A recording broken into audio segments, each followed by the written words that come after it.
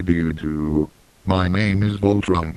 I'm a computer that uses voice synthesis to speak. I am programmed by the author of the new book entitled ABCs of Computers for Kids 12 and Up. I am so very excited to introduce this work to you. The reason being, there is nothing else like it on the market. What makes ABCs of Computers for Kids 12 and Up special is, unlike most current out-of-books on computers, which really only explain the basics of how to use a computer and navigate the World Wide Web, this book teaches the basics of how computers actually work. When the author of ABCs of Computers for Kids 12 and Up was a child, during the 1970s, the first generation of personal computers took place. The atmosphere gave rise to an abundance of literature to introduce computers to computer enthusiasts. Several magazines such as Popular Electronics, Heathkit and others published articles on computer chips, microcomputers and kits to build computer circuits and crude microcomputers. As a result, an individual was able to acquire an understanding of the inner workings of a computer. Today, little is done to duplicate the above period, outside of the university. Far too often, parents spend a fortune on electronic games, tennis shoes, toys, and all sorts of gimmicks, allow their children to spend an inordinate amount of time watching TV, fraternizing, playing sports and video games but invest little in preparing their children for the high-tech world of the future. At best, a child gets enough information in school to become computer literate.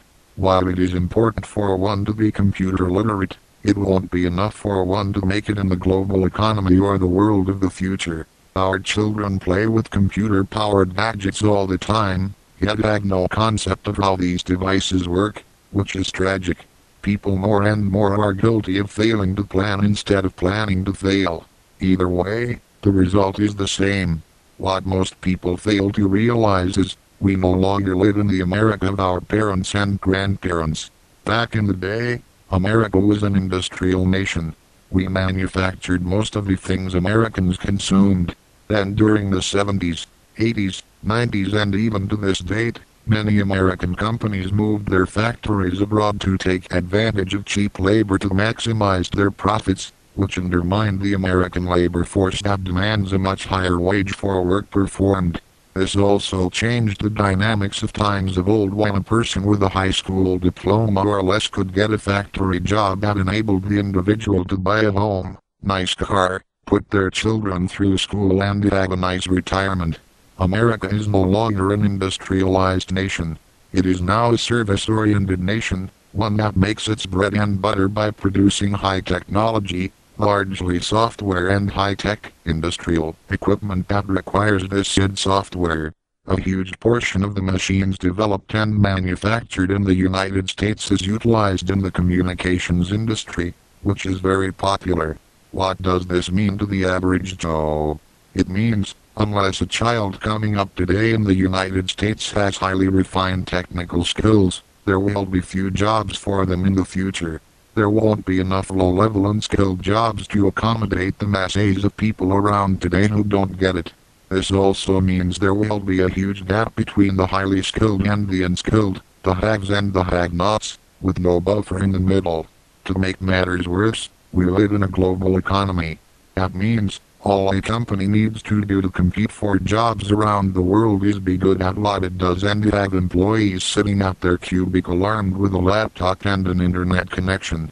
That's correct. A software development company in India, Scotland, Ireland, China, Spain and etc. can market its programming or engineering services to firms in the US and elsewhere to compete for jobs writing software or doing engineering projects.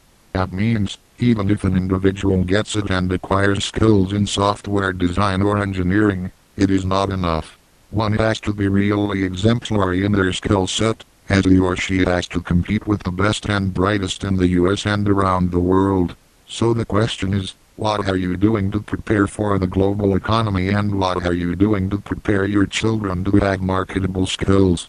If the answer is nothing, then you sabotage, undermine, stifle your children's ability to function in the future. Make no mistake about it, our children not only have to have refined computer programming and engineering skills, They must be able to compete with our country's global competition.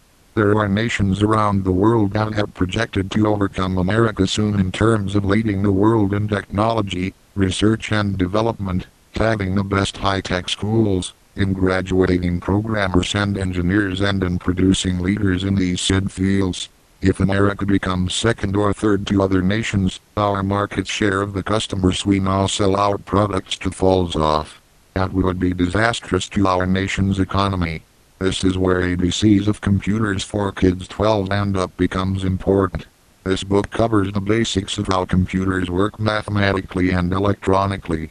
Being a former programmer, the author realized, to achieve the highest skills in computer programming, a person needs to understand how a computer works internally.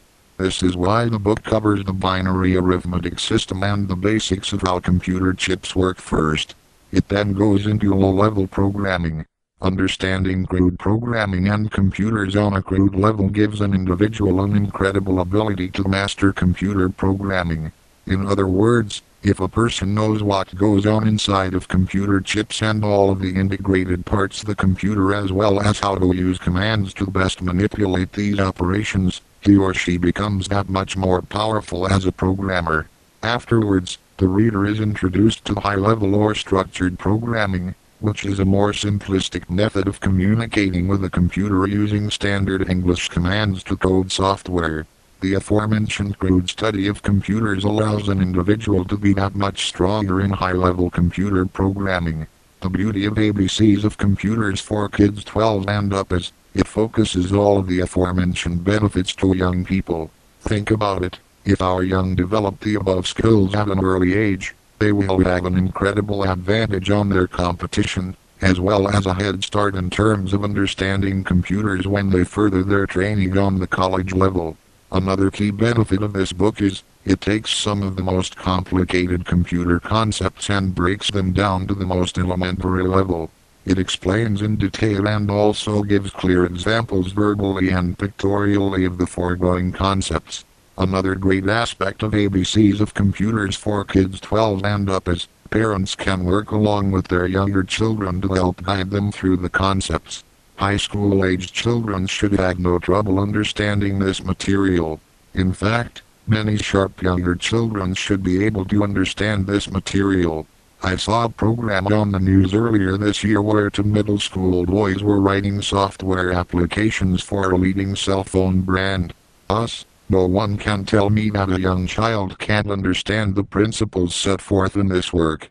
Lastly, it is important to stress that there is a much written about and discussed topic known as the computer divide. What this means is, many underprivileged children are lagging behind their privileged counterparts with respect to computer skills. One of the main purposes for writing this book was to help bridge the said gap. No American child should be left behind. Further, anyone interested in understanding computers and wanting to sharpen their skills can benefit from studying ABCs of Computers for Kids 12 and Up. That being said, I invite you to go to lulu.com and preview ABCs of Computers for Kids 12 and Up. Thank you and may God bless you. Dr. So.